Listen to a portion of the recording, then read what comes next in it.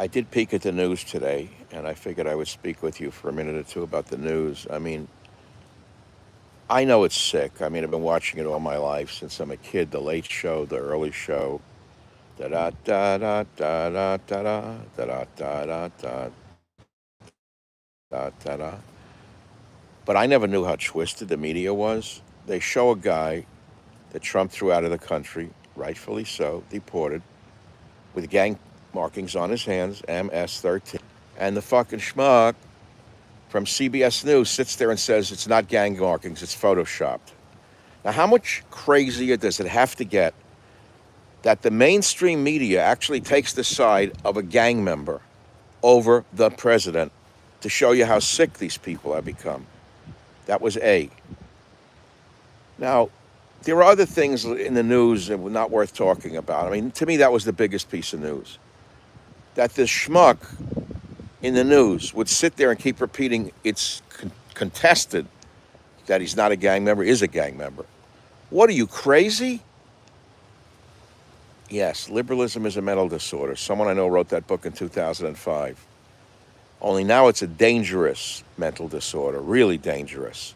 And the only cure may be hospitalization. It's not going to happen. You can't hospitalize 99% of the mainstream media. They're already in a hospital called the mainstream media. In my day, it would have been called Creedmoor Hospital, pretending to be journalists or broadcasters. I could understand disagreeing with a president of another party on programs, principles, tariffs. You can argue over. You could argue over interest rates. You can argue over the Federal Reserve. But open and shut to throw a gang member out? That America is begging for them to get rid of these people? And this moron, I'm sorry for cursing. So as you can see, I'm like, I don't care really. I'm in my tiki hut here near the water, trying to chill out. No alcohol, no marijuana, no drugs. It's lobotomy time, but they are lobotomized. But look at the power they have. They get paid millions of dollars a year, and then they're this sick. Look, you have the same on cable channel. You have Rachel Mad Cow. She has mad cow disease. She was born with it. It's an incurable disease. So they named her for the disease she has. Rachel Mad Cow. They pay her $20 million a year to be a psychopath. What can you do? That's Bill Gates' MSNBC. So, Pauhana to you. A little report from paradise here. I'm not going to go walk on the beach and watch the sandpipers right now. One thing I love about nature is that they're all hungry all the time. I told you that the natural state of nature is hunger, is semi-starvation. And then you watch them, they're hungry all the time. They're always searching for food. And that's the way it is for most mankind. And along comes the welfare state, and you create a cushion for bums, psychopaths, lazy people, and you give them welfare, and you make people who work take care of them. And now you wonder why you elect people like you have on the other side, the Democrats. Why you have a people like Occasional Cortex and Bernie Sanders coming up from behind, from out of field, because the losers, the bums, the mooks, the psychopaths, the sex maniacs, the drug addicts, the alcoholics, the crackheads, etc., need a representation in Congress. It's that simple. Okay, well, I'm going to walk down to the water now, go look at the sandpipers. At least I know what I'm going to get with a sandpiper. I love the little birds. I like this little walkway here. It's very, let's see if I can reverse this for you. Don't you love this? This is like a throwback to another era. It's very charming. I like these wooden pathways through sand. Sea grape, Scaevola frutescens, I believe. They grow big. I mean, they grow as big as those over there. If you let these grow, they'll grow that big. They'll grow that big over there. See that one? That's a sea grape. That's what these are. Very hardy. Very hardy. And nature is, of course, constantly in competition. Go out onto the old sand. Just taking you on a stroll now.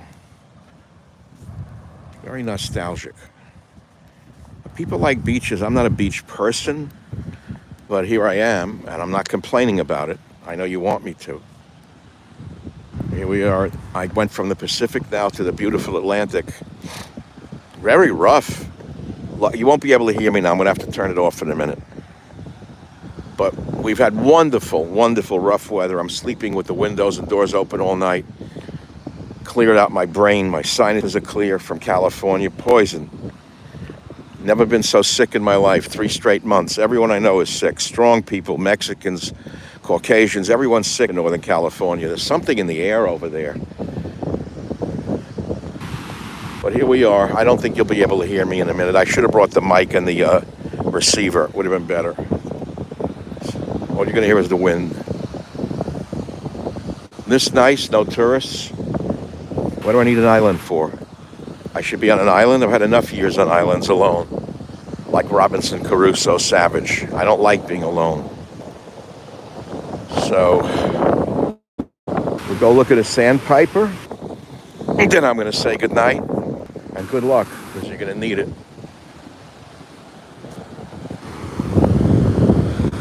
That is the most healing sound on earth, one of them anyway.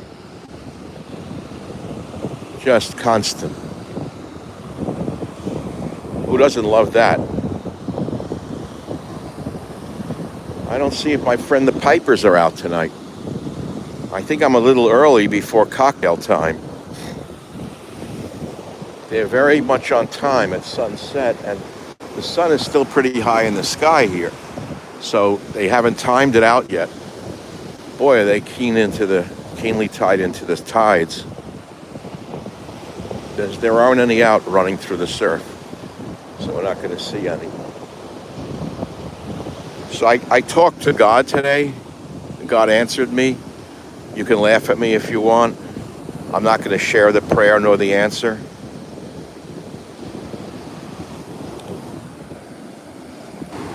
I just want you to know something. There are people of faith like myself who do speak to God and do get answers. If you think it's fictional, if you think it's a fantasy, if you think that it's imaginary, all I do is pray for you, because there's going to be a day you won't believe that's true. There's going to be a day, whether it's on a gurney or somewhere worse than a gurney, and you're going to scream out to God. And that's all I can say to you. God is there for you. God exists. I'm closer to God here than I am in California. I try sometimes and I can't hear any answers. I talk to him and I get silence back. I don't hear, maybe, I don't know. The ocean, maybe, I don't know. My head's clear, I'm not sick. God answers me.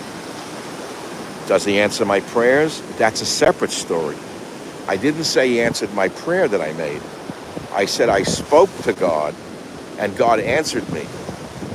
I don't mean in the room. He didn't sit down on a couch in a white robe. I'm not Jimmy Carter. I told you I've only seen snapshots of God. I've never seen the full movie. That's in God, Faith, and Reason. Somebody I know wrote that book.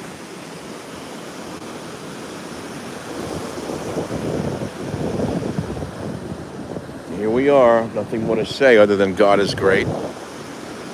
Reach out to God from the bottom of your heart and he'll answer you.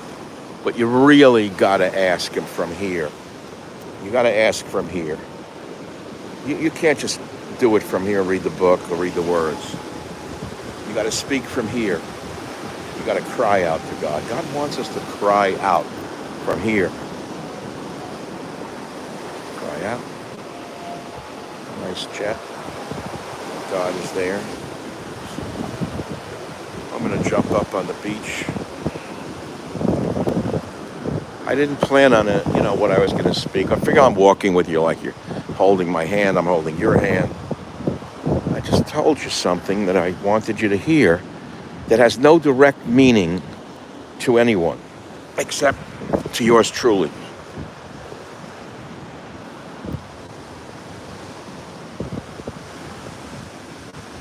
Okay, I got to turn it all off now. Head back into the old ranch. Is it cocktail time yet? No, I gotta wait till about 6 o'clock. I gotta push it off every night. Tonight I'm going to have a nice white wine, another one. Just beautiful white Sancerre tonight. I have a nice Riesling. I can have very dry Riesling. Have a Sancerre. I'm going to eat very light tonight. I'm going to eat pasta and very softly cooked broccoli. No more protein. I cooked shrimp for 2 nights in a row. I know. Give me a story now, a health story now. I wrote the books on it, but you'll give me a lecture on the health story. Tell me I don't know what I'm talking about because you read one book. Actually, you didn't even read a book. I earned a PhD in nutrition in 1978 before most of you were born and did real science, but you read one story on Instagram and you're an expert.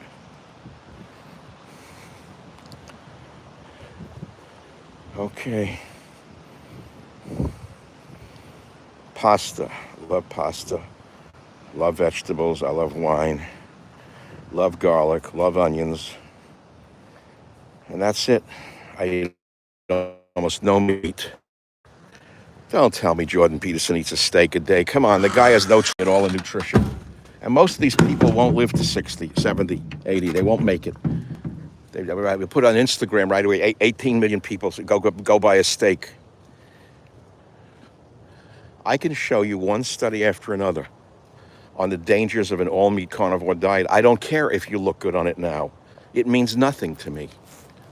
You've got to look at the epidemiology of meat. You've got to look at the chemistry and physiology of eating a lot of meat, or almost exclusively meat, and what it does, what havoc it wreaks upon the human body. But most of you are blind. You don't want to listen. You don't have to listen. You have Instagram and you have TikTok. You don't need the Encyclopedia Britannica. You don't need human knowledge anymore. You already have it all with TikTok, with your Chinese controllers. So you know what I'm saying? Good luck to you. Go eat a cow tonight. Enjoy yourself. And this is day 3 already. I'm ready to go home.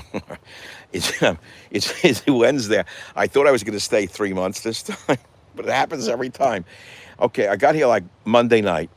So you have a delirium of joy the first night. And then the second is good, still good already. The third day, it's a trough, like a fall down. Already planning, lightly planning going home already. I can't do it. I swear I can't. I can't bail out that soon. I got to stay through Mother's Day at least. I do not want to go back to the allergies of the San Francisco Bay Area and the mental poison. You know, you walk around in Florida, even in a small beach town like this, and people look freer. Whether they're from Florida or New York, New Jersey, they're different. The way they walk, the way they talk to each other in the street so openly.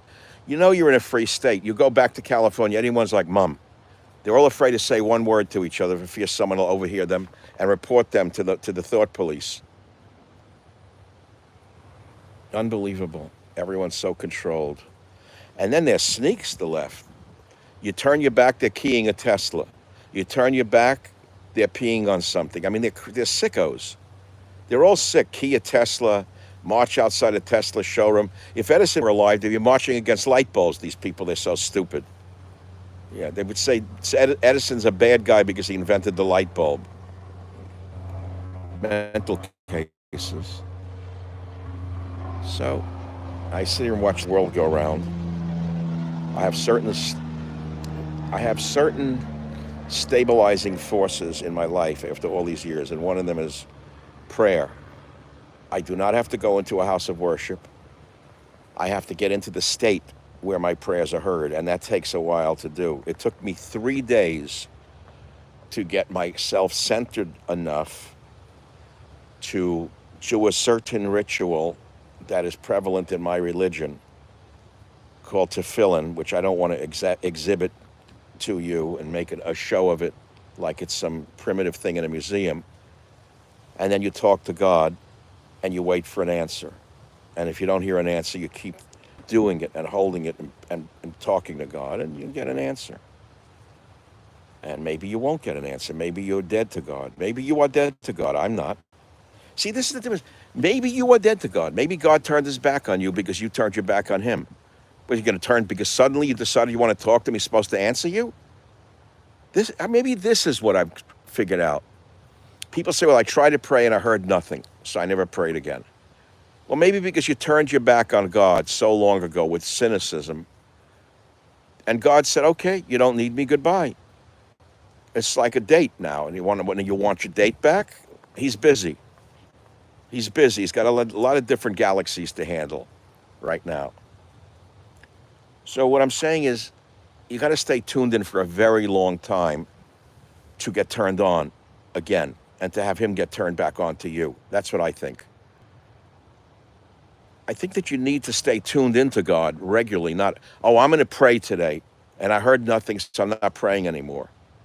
You know, stay there, go back, try it for 100 days, see what happens. Try that diet. Instead of worrying about what you're putting in here, worry about what you're putting in here and here. Instead of worrying about what goes into here, worry what goes into here and goes into here rather. That's all. Maybe you'll get an answer one day. It may not be the answer you want either. That's another reason people are afraid to pray, because they don't know what they're liable to hear. I never really talked about it. What if you pray to God and he says, drop dead? Go fuck yourself. Why? Why God can't curse you? He did. Look at the Old Testament. It's full of anger. I come from a people, an angry God. My God is a very angry God. He's not like an accepting, nice Jesus type. He's angry. This guy's angry, and he's a vengeful God, the Old Testament God.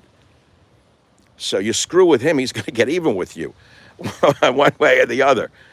And if you turned on him, he's like jealous. Okay, goodbye. You didn't need me. Now you need me. Oh, where were you where were you the other day, the other year? You're in another place. You're dancing the night away on a cruise ship. Okay, I know people surf. Someone in the family used to or does. I don't know. These are like boogie boards or something. They're so alien to me and my culture. I mean, I lived in Hawaii for years. I understand it, the genius of surfing. I even see guys surfing in Northern California. It's beautiful to watch. They capture that energy. I watched the show on riding a 50-foot waves around the world, and they want to go for a 100-foot wave. I understand the gallantry of that kind of psychology, and I admire it. It's just not my cup of tea. You may ride a 50-foot wave on a surfboard. I ride a 500-foot wave in my mind. Try that someday. Try to ride a 1,000-foot wave in your mind. And get back to me when you do. Okay, folks, I have nothing more to say. I've been with you for 17 long minutes. I didn't mean to take up this much of your time. I know many of you like to hear these daily reports, like Journey Day 3. I decided to do like one a day. Some of them may be more preachy than others. Some may be more angry than others. Some may be more news-oriented than others. Today was a little different. It's been a long day's journey into night, honestly, as it always has been for me. I'm always restored by being this close to nature. Remember, I'm a plant collector. One of my degrees, master's degree level, is in botany, ethnobotany. I still see the genius of God in a leaf. You can't see the genius of a God in this leaf. Look at this, how tough this is, how it has to withstand wind. It has to withstand insects. Look how strong it is. All the years I studied which plants contain which medicines and collected these plants year after year after year after year, and they're in museums around the world. It's a legacy of mine that's completely not understood by those in the media. They could never even comprehend what I've done. I can boast about myself. I will. I should get 3 Presidential Medals of Freedom and 2 Nobel Prizes for what I've contributed to humanity. But because A, I have no connections, and B, because the things that I've done are so out of the ken of the ordinary, let's say a basketball player, a football player, not knocking them. Those are things the average person can understand. But sacrificing and collecting plants against all odds and having to fund my own research when nobody even understood what ethnobotany was, yes, I'm proud of it. And yes, it's part of my legacy. And yes, I'm proud of my legacy. It doesn't matter whether you are. Some will be, maybe 20 years from now, 50 years from now, maybe 100 years from now when these plants are investigated, whether they be in Moscow or Paris or Berlin or San Francisco or England. Somebody may find a cure in one of the plants I collected for some obscure disease. They won't even remember it was I who said, in this island and that island, it's called the Hooga Booga plant. It's known as Sartorius matorius. and it's of this family or that family, and it's used to treat leprosy or it's used to treat skin conditions. And then they extract the chemical from it and they have a new treatment for a skin disorder. I don't know. That's the beauty of science. We don't know. And it's too long range in thought for the contemporary mind to comprehend ethnobotany and ethnomedicine. 29 books, all forgotten, except those who collect them. Again, why am I talking about myself? Because if I'm not going to talk about myself, who will? I see such vacuous people walking the earth, posing as culture heroes, that I turn it all off. I turn it all off, and I like to contemplate my life alone. I mean, I have family. We live in our own worlds, basically. We're all alpha people. My family is all, we're all alpha people. They were all brought up, the children, to be alpha people, very self-driven, and everyone has their own mind made up about everything, and it's okay. It's the way it is. Everyone's strong-willed and strong-minded. Not easy to get back together with everybody in a place, try to find harmony. So, all right, it's still too light out for the, let's see, 5:05. I got a good hour till that sun falls a little bit. And it's half after 5, you come alive. But for me, no, I'm not on a cruise ship. All right, smash the like button. If you want me to do another journey day 4, I'll do it, God willing, tomorrow. I will not share one thing with you, which is what I say to God and what God says to me. That's off limits. All I can say to you generically is that we spoke and he answered me. I'm so happy to tell you that. I didn't know that that's what I wanted to tell you today, is that I got an answer. And he told me exactly what I needed to do about something that's very important right now. And I'm going to do that. I have to figure out how to achieve that, though. It didn't come with a roadmap. He said to do this, but he didn't say, here's the roadmap on how to do it. I have to figure that out. And timing has to be right. Okay, folks, thanks again. Michael Savage saying thank you very much for indulging me. I told you before, I'm not for every man. I'm an acquired taste. I'm somewhat of a cult figure in the American media landscape. I've been around not forever, but since a long time. Let's see, in 1972, Earth Medicine was the first book that broke through. That's a long time, 1972 to now. You're talking about a half a century. So there are people who are listening to this who still have my book on American Indian Medicine from 1972. 50 years, a long time in the American media, okay? And I was writing since I'm 16 years old with some obscure, some of it gibberish, some of it pretty good, some insightful, some dreck.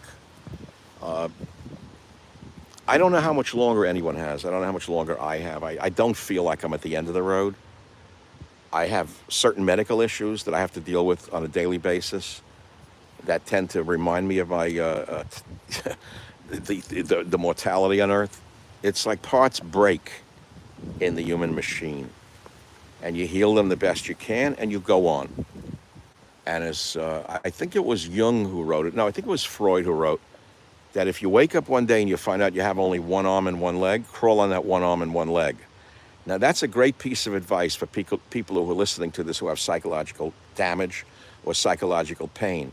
You're never going to be healed 100%. And what he was saying is if you have one arm and one leg to walk on psychologically, then crawl on that one arm and one leg psychologically. Don't expect to be 100% healed ever. And once you understand you're never going to be healed again 100%, then you're on the road to recovery. Thank you very much for listening. I'm Michael Savage. God bless you. May God save America. And by the way, God bless Donald Trump for what he's, as flawed as he is, and with the mistakes, he's all we got. He's the only firewall between us and absolute chaos of the third world taking over our country and destroying it.